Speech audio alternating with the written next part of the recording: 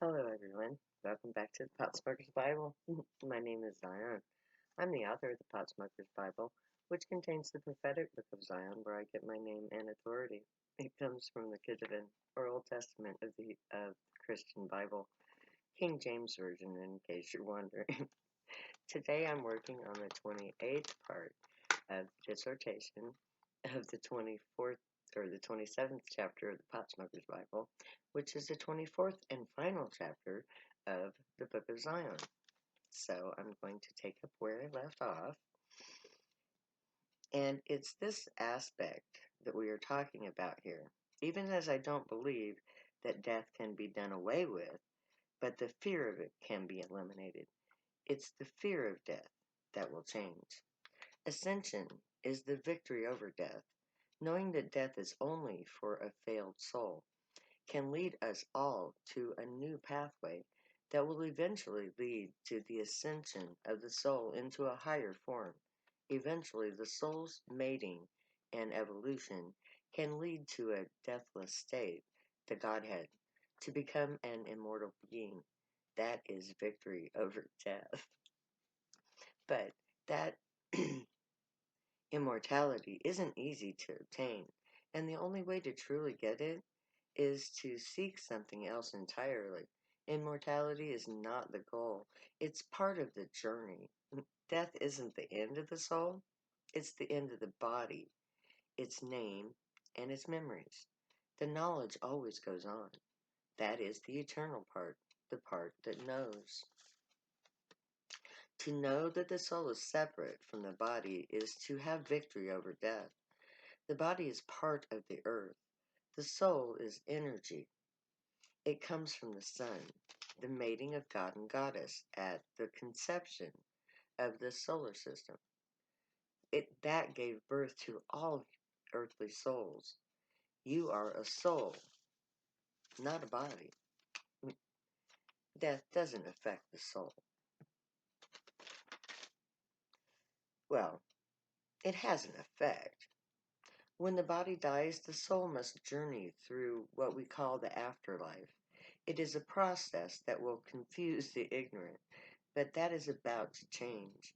Knowledge of the soul's true essence eliminates fear and confusion. Every medium should know this. The effect of death doesn't have to be determined or detrimental to the soul.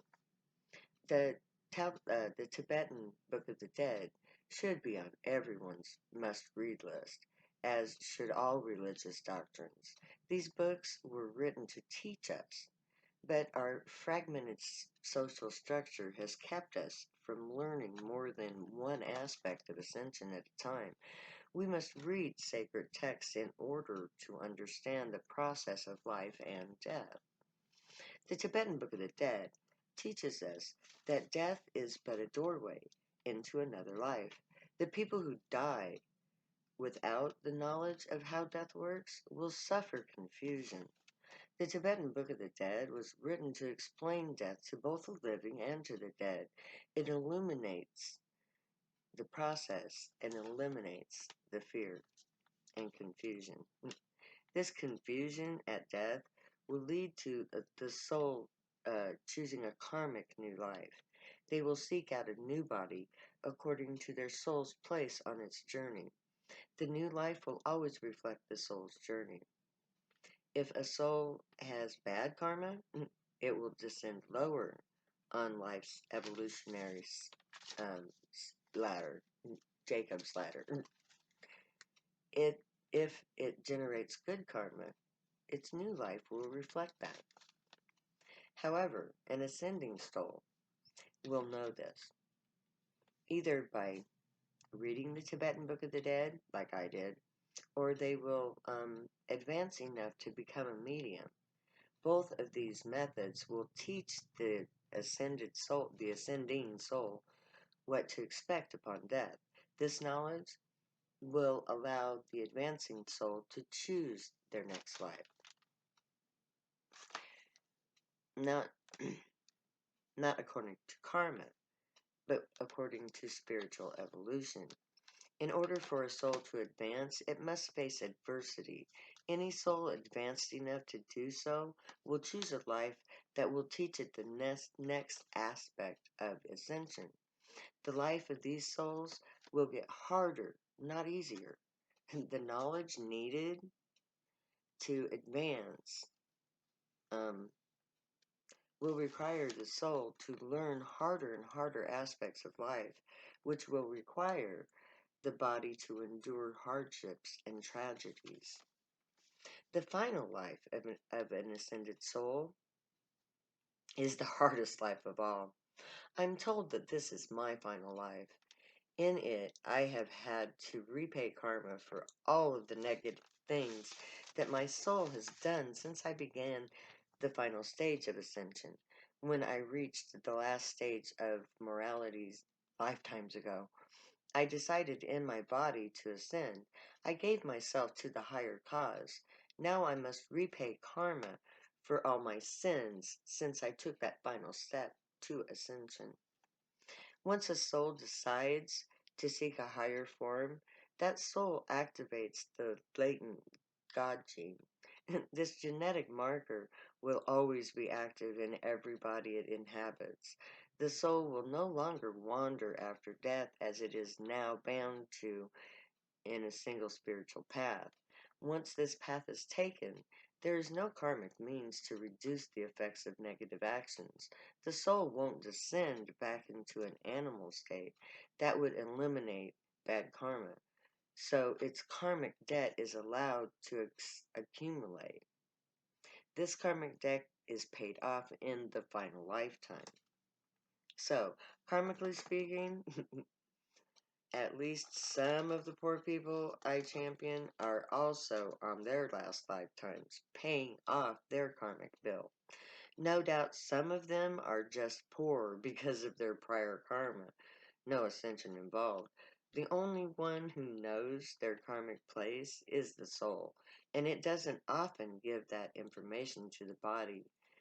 So there's no way to know who is poor and who is karmically poor.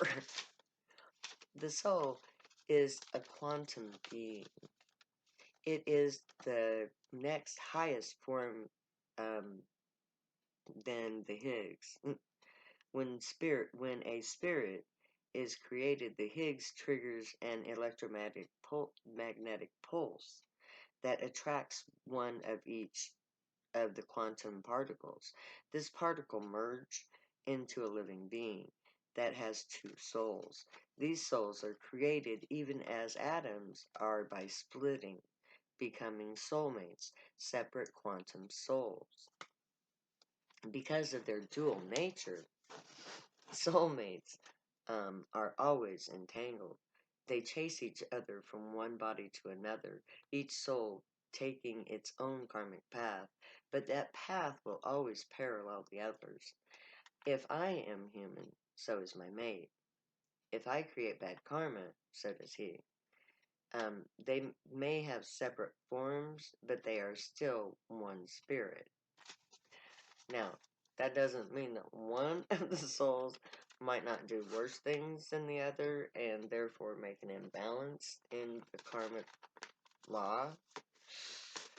Yeah, that's deep stuff there. Now, because of their dual nature, soulmates are, oh, whoops. Okay, until one of the souls decides to take a step that begins ascension, both souls journey apart, unaware of each other. The first soul to ascend becomes the lead soul. Its karmic choice propels both souls down the chosen path. It will compel its mate quantumly to follow the same or a similar path. The journey is set in motion by the merging of the two souls back into the divine true state that is the spirit. Um, the merging integrates the experiences of both souls. With what one has learned, the other now knows also. This quantum getting of knowledge includes fine motor skills in the body. The two souls become one spirit. Once the merge has taken place, the new souls will integrate their new knowledge over the course of that lifetime. When a final stage of evolution is reached, the mates return to merge again. This dual path spans centuries, each soul journeying alone until they are both ready to advance. They merge and reintegrate the new knowledge. On the final lifetime, both souls will pay off karmic debt by going through the testing. This testing is a karmic loop that creates a reality that tests the knowledge of both souls in a joint but separate loop. Each soul is given a task. The lead soul, goes through a physical ordeal, but that pushes it beyond its limits. The mate must endure a view of the other's suffering. Both must endure until both passes that karmic test. Once the tests are over, the souls are allowed to merge completely. This final merging causes a transformation as the greater spirit awakens to its new form. Forever after, the bodies are transformed with a new form of both matter and energy. The body begins to create its own energy source, no longer needing outside energy, um, which is immortality. Ascension doesn't end death. Death is still required for lesser souls to evolve. That is what life is all about. When you die, it's because A, you have completed your life quest, B, you have failed to meet that quest and cannot in this form do so, or C, your mate has done either A or B and you must follow them. When life is in balance, we die according to our karma and the karma of our mates. Humanity has disrupted this process. Our modern methods of life of the body, no matter the cost, has done great harm to our karmic path. Some souls have lived beyond their karmic good. They have degenerated karmically, while their mates have advanced. And in some rare instances, the result has been the disruption of merges. Some souls have been lost halfway through the merging. Those half-merged souls are reborn both male and female, having the energy of their mate present but not yet integrated. It takes more than one sex act to complete a merge. Kenny and I had a night of marathon sex in order to complete the merge, which we did. But that was the final merge before ascension. Since then, we have been in the testing. When we both complete and pass our test loops, we will come together again to merge, hopefully not all at once like last time. It was awesome, but that was in 1979. And I know my task.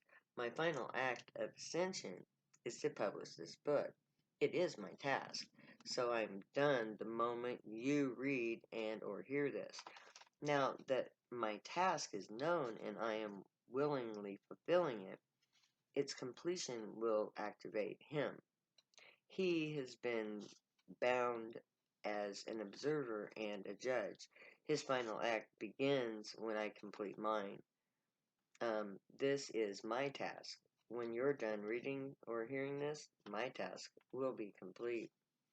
My loop will be merged into the larger loop of life. I will receive that which my good karma has provided. I will be given everything that I have denied myself during my testing. I will be given that which I wanted. That is, of course, an end to all suffering of others on this planet. And for myself, a love so beautiful that it makes me forget all about rape. My life will no longer be a trial of moral character. It will be my reward for services rendered. And there I'm going to stop for this session. I will begin again where I left off. Until then, may the Gray watch over you, guide you, protect you, keep you from all harm, and teach you right from wrong. May you always be worthy of them. May your words, thoughts, and deeds reflect truth, good, and light, the unicorn way. Be the joy, my people. Stay happy and high. Know that I love you. We'll be together soon. In Zion. Till then, later. Because I will never say goodbye.